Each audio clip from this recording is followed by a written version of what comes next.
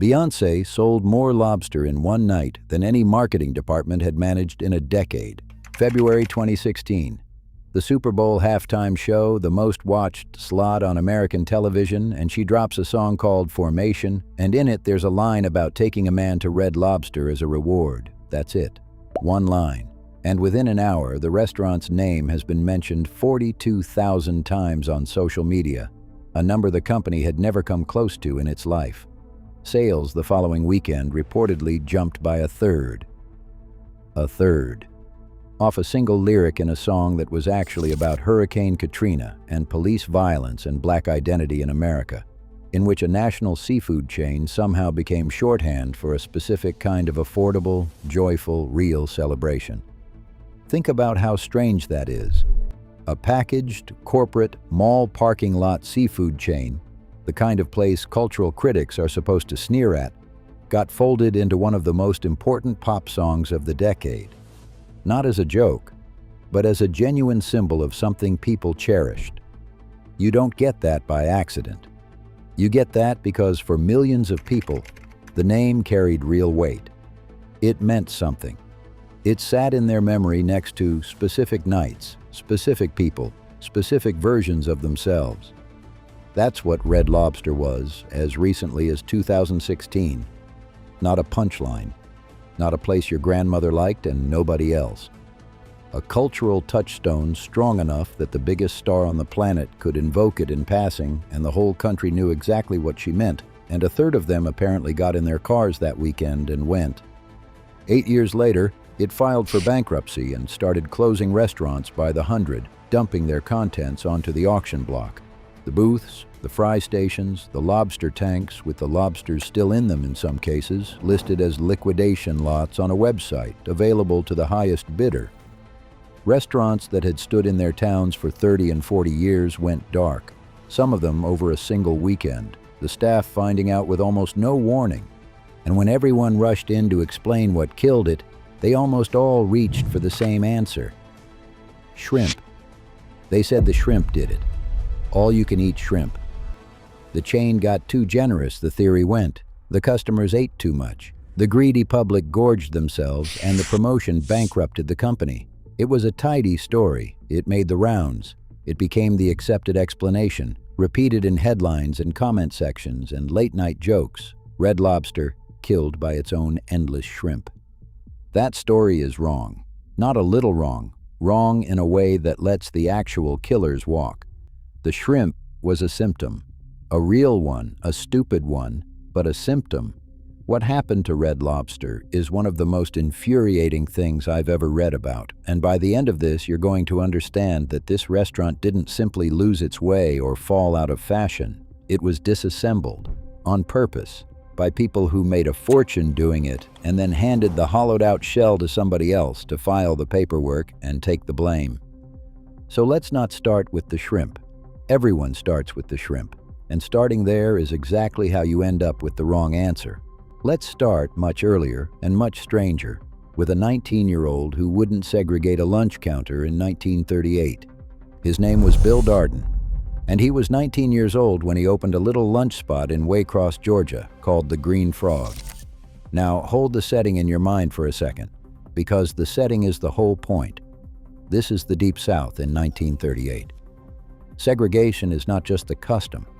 It is the law, and it is enforced with total, casual, unquestioned ferocity. Separate counters, separate entrances, separate everything, and a white business owner who violated those lines was risking his business, his standing, sometimes his safety. And Darden, a white teenager running a diner in that world, refused to segregate his customers, served black patrons the same as white ones at the same counter against the entire weight of the state and the era pressing down on him to do otherwise. I want to be honest and careful here because there's a mythology that's grown up around this and it has gotten inflated over the years. Darden has been written up in glowing, almost saintly terms as a great civil rights crusader, a man who stood defiant against Jim Crow, and the people who actually lived through that time and place push back on that sum. The racial history of this chain is more complicated and more human than the polished corporate legend admits. Red Lobster wasn't automatically some beloved sanctuary for black families the moment it opened decades later. A lot of black residents in those early years simply didn't have the money to eat out at all, or they went to black-owned establishments they trusted, or to a cafeteria chain that had integrated earlier and employed more black workers. The idea of Darden as a lone heroic figure single-handedly desegregating Southern dining is too clean. Real life is never that clean, but strip away the inflation, and something real and solid remains underneath it. This was a man who, from the very beginning of his career, ran his restaurants as if everyone was welcome, in a time and place where acting on that belief carried genuine risk, and it mattered. Through the 1970s and 80s, as his seafood chain spread, Red Lobster became one of the sit-down restaurants where black families, working class and affluent alike, could reliably expect to be treated as guests rather than as problems, at a time when an enormous number of American restaurants still made that basic dignity a gamble every time you walked in. That's not nothing. That's actually the buried seed of why Beyoncé could name-drop the place 40 years later and have it land, instantly, as a symbol of black joy and black celebration. The welcome was in the DNA of the thing. It traced all the way back to a 19-year-old in Georgia who looked at the rules everyone else obeyed and decided they were wrong. The Green Frog did well. It did well enough that Darden spent the next couple of decades building a life in the restaurant business, learning the trade from the ground up. Along the way, he even invested in Howard Johnson's The Orange-Roofed Empire, which is its own kind of ghost to have haunting this particular story, one fallen giant's fingerprints on the origins of another. And in 1963, Darden and some partners bought a seafood restaurant in Orlando called Gary's Duck Inn. That's where he really learned seafood. How to source it, how to handle it, how to cook it consistently, and most importantly, how to sell it to people who lived nowhere near an ocean and had never learned to cook it themselves. Because that was the whole insight. That was the bet the entire company would eventually be built on, and it was a genuinely brilliant one. In 1968, Darden opened the first Red Lobster in Lakeland, Florida, and Lakeland, crucially, is inland. It is not a coastal town. There is no harbor, no docks, no boats coming in with the day's catch. And that was precisely the point. Darden had understood something that most people in the restaurant business had missed. The overwhelming majority of Americans lived nowhere near fresh seafood. They had almost no access to it. And a lot of them quietly wanted it. Lobster, shrimp, crab, fresh fish. For most of the country, this was special occasion food. The food of rich people in coastal cities, the food you saw in movies and magazines but rarely got to eat. Darden's bet was that he could take that food, the shrimp, the lobster, the whole aspirational seafood dinner, and carry it inland. Bring it to the middle of the country, to ordinary working families in landlocked towns at a price they could actually afford. Make the special occasion food available on a regular occasion. Democratize the lobster. It worked instantly. He opened the first one and it was a hit right out of the gate, and he opened 4 more across the American South, and the little chain was clearly onto something. And 2 years later, in 1970, General Mills came calling. The cereal company, Betty Crocker, Cheerios, the giant packaged food conglomerate out of Minnesota. They made Darden an offer to buy his little 5-restaurant operation, and he took it. And he came along with the deal, becoming an executive inside General Mills himself. And here is the thing that complicates every easy, comfortable lesson you might want to draw from this whole story. The thing that should stop you before you reach for the obvious moral about big corporations ruining beloved things. The corporate owner, the big faceless food conglomerate, was good for Red Lobster. Not just tolerable, good, for a very long time. General Mills poured resources into the chain. Capital, expertise, supply chain muscle, real estate know-how. And Red Lobster exploded across the entire country through the 1970s and 80s, coast to coast, growing from 5 restaurants to hundreds, expanding into Canada, bringing shrimp and lobster to inland towns exactly the way Bill Darden had first imagined it in Lakeland. The corporate money didn't kill the dream. The corporate money funded the dream, scaled it, carried it to places a 5-restaurant chain could never have reached on its own. Then, in 1995, General Mills spun its restaurant division off into a brand new standalone public company named, fittingly, gratefully, Darden Restaurants. And Darden Restaurants became an enormous casual dining empire, with Red Lobster as its flagship, standing alongside Olive Garden and eventually a whole portfolio of other chains. Hold that thought, because it matters more than almost anything else that follows. For the first 46 years of its life, Red Lobster was owned by big corporations, a cereal giant, then a publicly traded restaurant conglomerate, and under that corporate ownership it thrived. It grew. It became a household name. The villain in this story, when we finally get to the villain, is not bigness. It is not corporate ownership as such. It's a very specific kind of owner with a very specific playbook, and that owner hadn't shown up on the scene yet. Keep that distinction in your head, because the people who eventually gutted this company would very much like you to blame big corporations in general, because that vague blame conveniently points away from what they specifically did. But first, the good years, the peak. Because you cannot properly feel what got taken from this place unless you first understand what was actually there, what it felt like, what it meant, why people loved it enough to make it into a lyric. Picture a Red Lobster in 1990.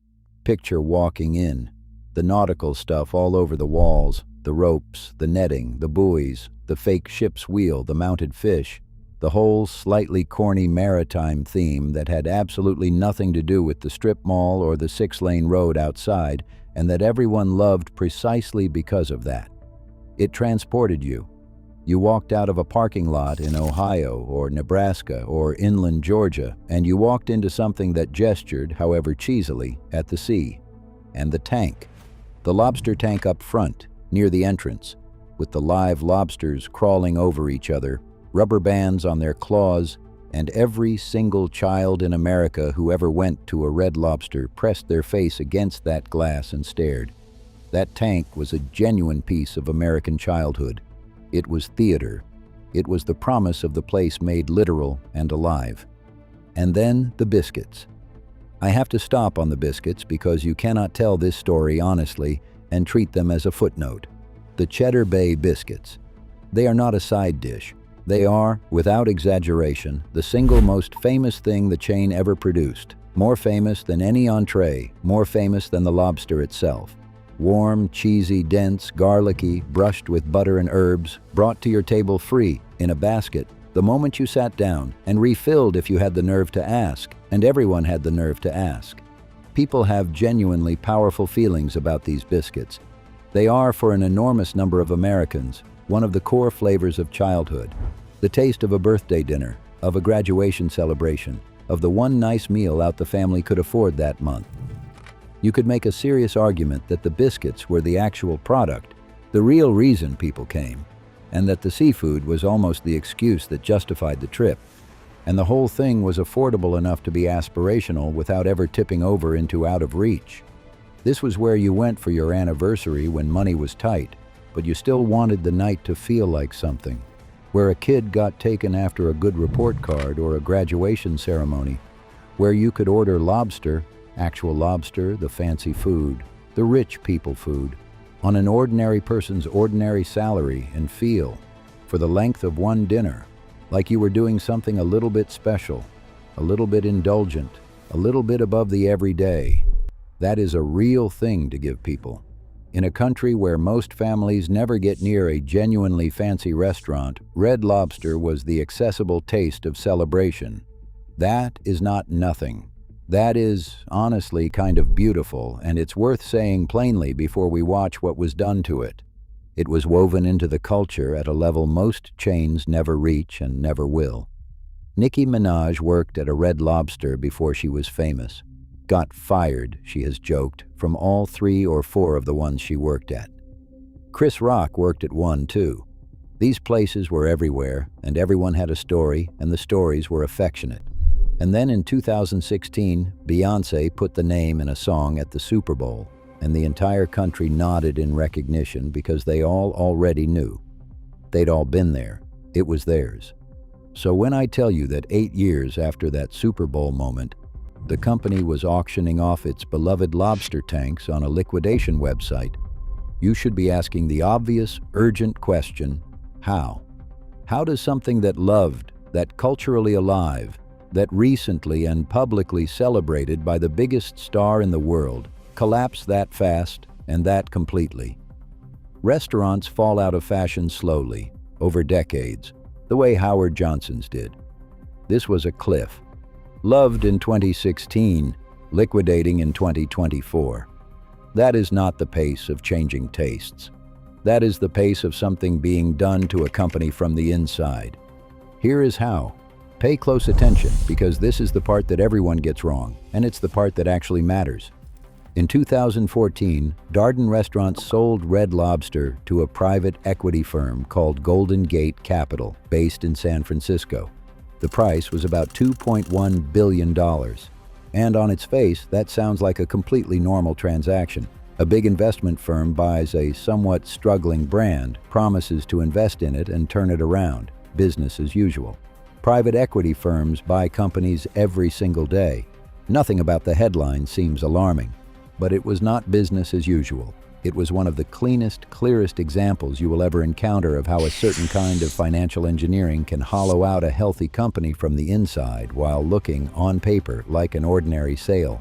And I need to walk you through the actual mechanics slowly and carefully, because the mechanics are the entire crime, and the reason nobody talks about it the way they talk about the shrimp is that the shrimp is easy to understand in one sentence, and this takes 4 paragraphs, so bear with me, it's worth it. Red Lobster, at the time it was sold, owned things. Real, valuable, tangible things. Specifically, it owned the land and the buildings underneath a huge number of its restaurants. Hundreds of them.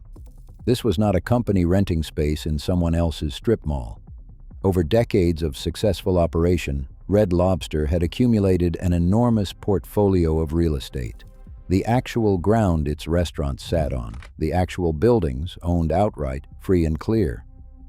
That real estate was the accumulated inheritance of 46 years of building a business. It was, by far, the single most valuable asset the company had. Land is like that. It's solid. It holds value. It's the thing a healthy old company can always fall back on. So here is what Golden Gate did with it. To pay for buying Red Lobster, they had Red Lobster sell off its own real estate. They took the land and the buildings underneath roughly 500 locations and sold that entire portfolio to a real estate company for about $1.5 billion. And then Red Lobster rented all of it back. This maneuver has a name in the business world. It's called a sale-leaseback. You take the building you own, you sell it to an investor for a big lump of cash, and then you sign a long lease to rent that very same building back from its new owner. You keep operating in the exact same space, but now you don't own it.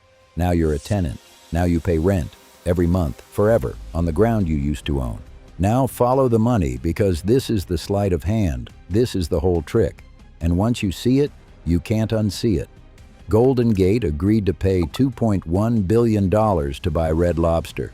Then it turned around and used Red Lobster's own real estate, the company's own most valuable asset, to raise $1.5 billion of that $2.1 billion, which means Golden Gate only had to come up with around $600 million of its own actual money to take control of a $2.1 billion company.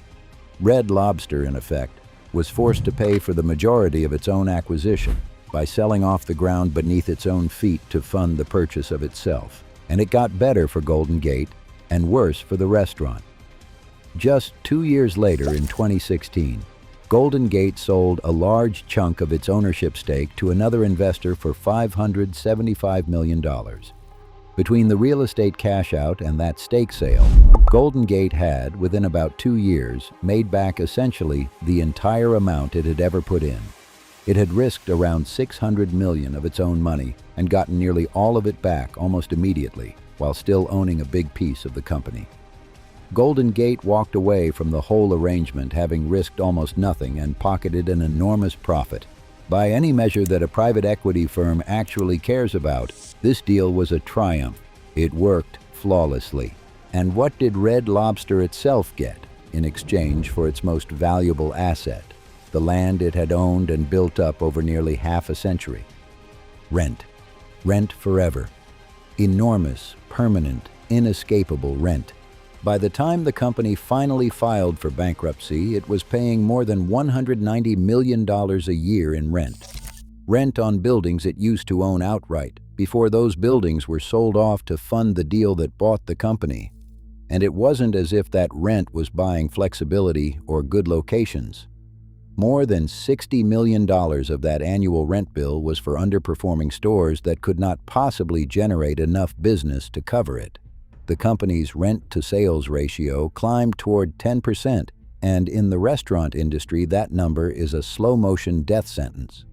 Restaurants run on thin margins in the best of times. You simply cannot make money running one when a full tenth of every dollar that comes through the door goes straight back out to a landlord. A landlord who exists, remember, only because someone sold your building out from under you in order to buy you in the first place. The rent didn't reflect the value the company was getting from its space. It reflected the price of its own sale, converted into a permanent monthly obligation and strapped to its back like a stone. This is the thing that never sat right with me, and I want to say it as plainly and as directly as I possibly can, because it is the beating heart of this entire story. Everyone talks about Red Lobster's collapse as though it were a business that lost its way, got out of touch with customers, made some bad menu decisions, failed to keep up with changing times, grew stale. And that framing sounds reasonable, and it's the framing that gets repeated, but notice the quiet assumption buried inside it. That framing assumes the company was still being run as a business, run to survive, run to succeed over the long term. And from 2014 onward, it simply wasn't. From the moment the private equity firm took over, Red Lobster was being run not as a business to be nurtured, but as a thing to be extracted from. The real estate strip was not a mistake, not a misjudgment, not a well-intentioned move that went wrong. It worked perfectly. It did exactly what it was designed to do, which was to convert a healthy company's accumulated assets into immediate cash for the people who had just bought it, and to leave the company itself holding the bill for that conversion in the form of rent in perpetuity. The restaurant was not the point of the transaction. The restaurant was the raw material. And you cannot understand a single thing that happened afterward.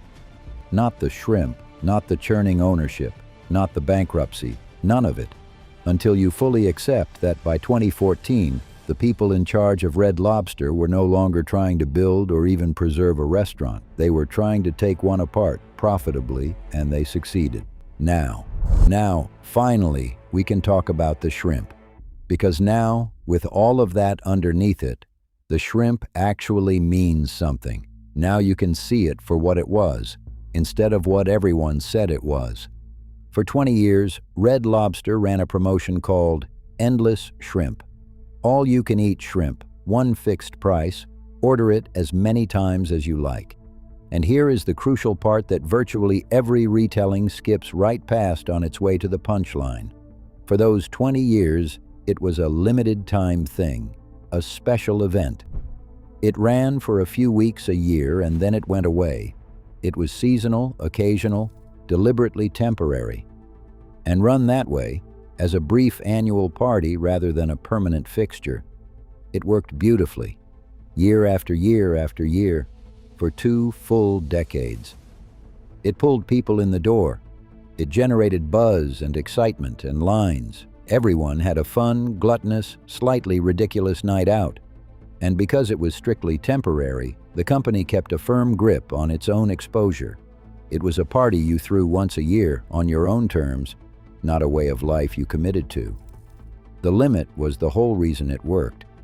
The scarcity was the discipline that kept it profitable. Then the ownership changed hands again, and this is where the story tips from merely sad into genuinely enraging.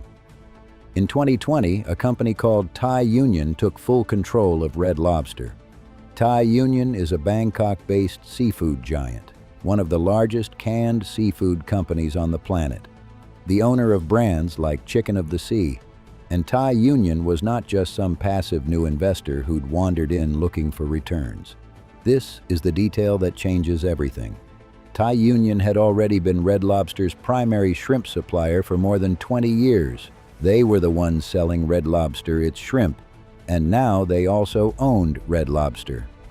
Stop and really sit with that conflict for a moment, because it is the entire engine of what happened next. The company that profits from selling shrimp to the restaurant now also controls how much shrimp that restaurant is obligated to buy, and at what price, and through which promotions. Those two roles, supplier and owner, are supposed to sit on opposite sides of a negotiating table. The supplier's natural interest is to sell as much product as possible at the highest price it can get. The restaurant's natural interest is the exact opposite, to buy only as much as it actually needs at the lowest price it can negotiate. The healthy tension between those two opposing interests is what keeps both sides honest and keeps the numbers sane. But collapse the two roles into a single entity, make the shrimp seller the boss of the shrimp buyer, and that tension vanishes completely. And with the tension gone, the incentive points in exactly one direction, relentlessly.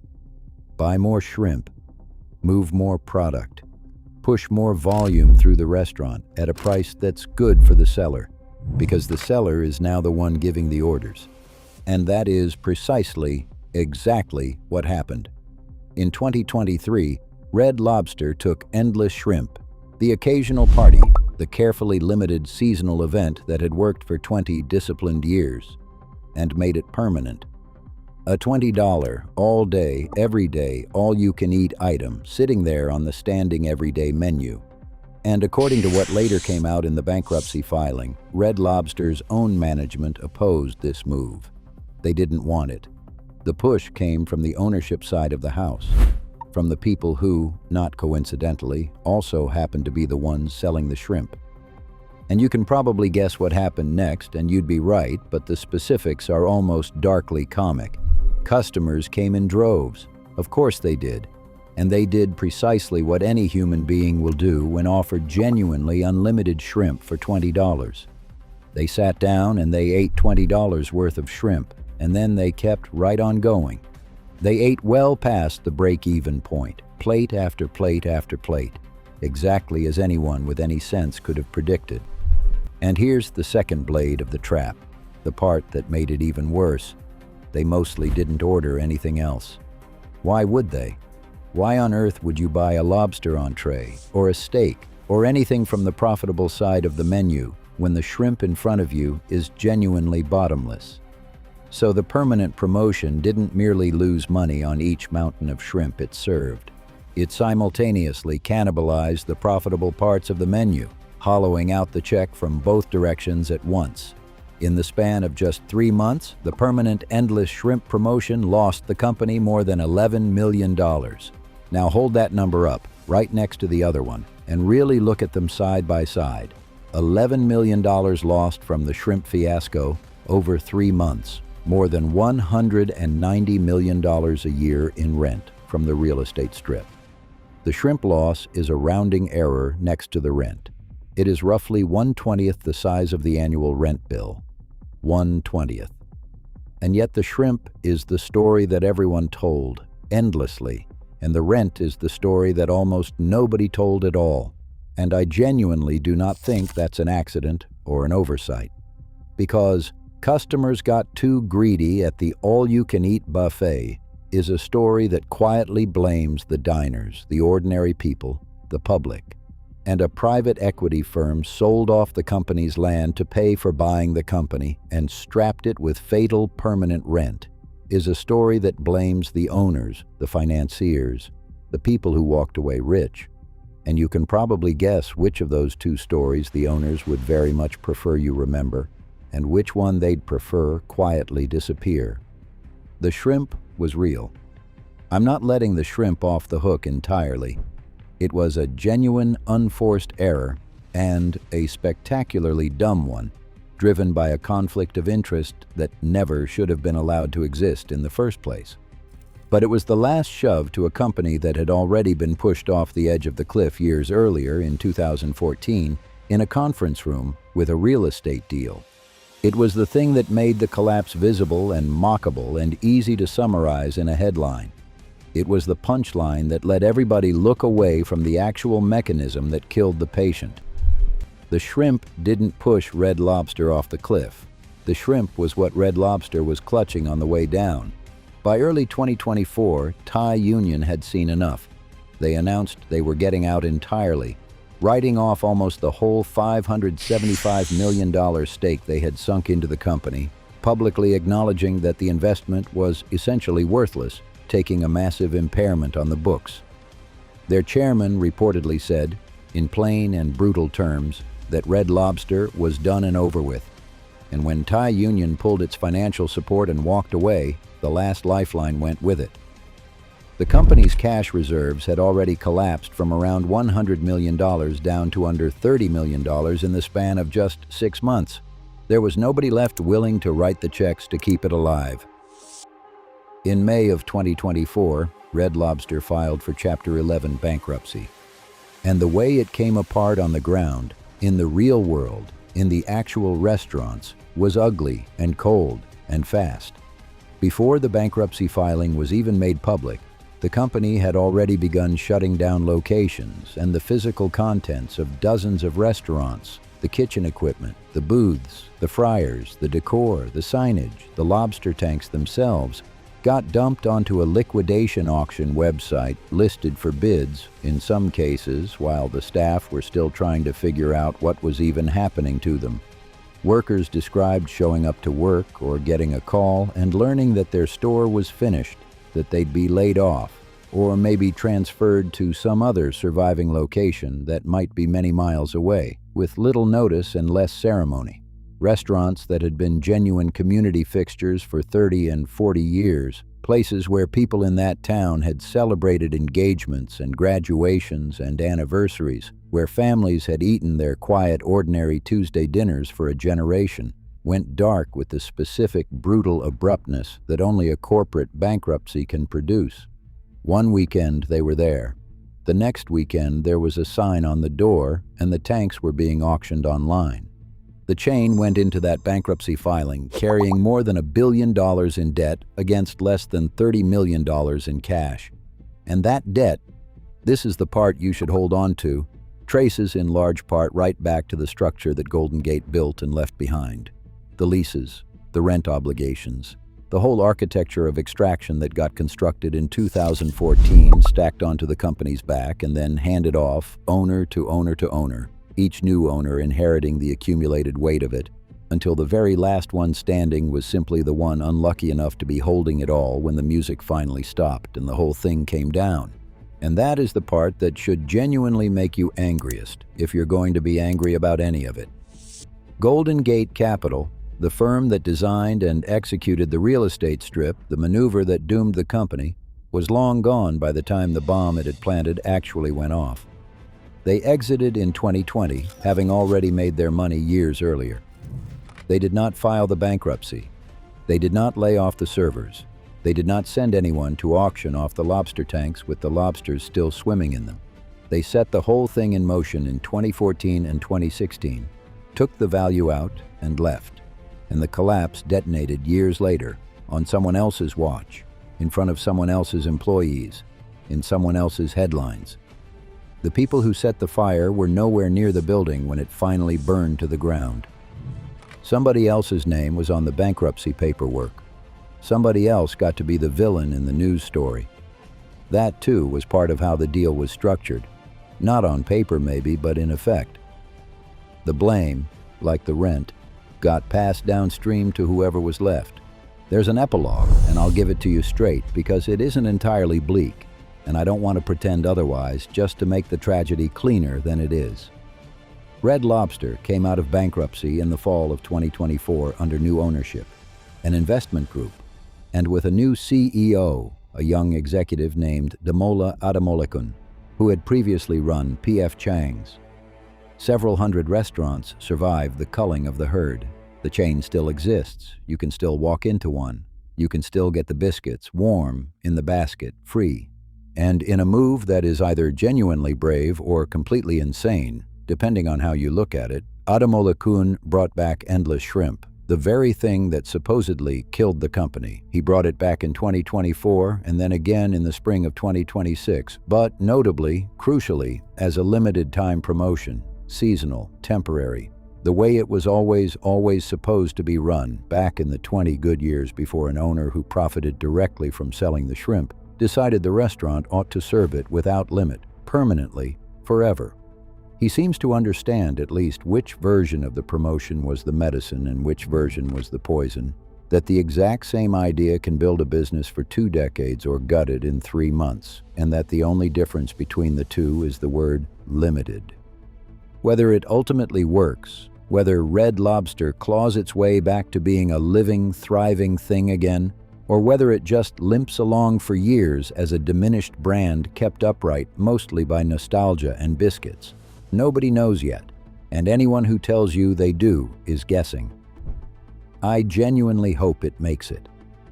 I do, because there is something in that original idea, bringing the ocean and its luxuries to landlocked ordinary people who could never otherwise afford them, and welcoming absolutely everyone through the front door in a country and an era that did not always extend that welcome. There is something in that founding vision that deserved a far better custodian than the ones it fell into the hands of at the end. But I want to leave you with the real lesson buried in all of this, and it isn't about shrimp, and in the end, it isn't even really about Red Lobster specifically. It's bigger than one seafood chain. For 46 years, this company was owned by big corporations, a cereal giant, then a public restaurant conglomerate, and across all those decades under corporate ownership, it grew, and it thrived, and it became beloved enough that the biggest pop star in the world would eventually sing about it at the Super Bowl. Then, in its final 10 years, it passed into a different kind of hands entirely, a private equity firm and then a conflicted supplier owner.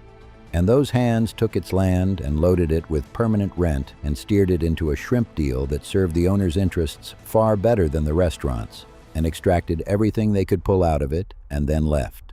And the thing died, not slowly, from irrelevance, quickly, from being drained.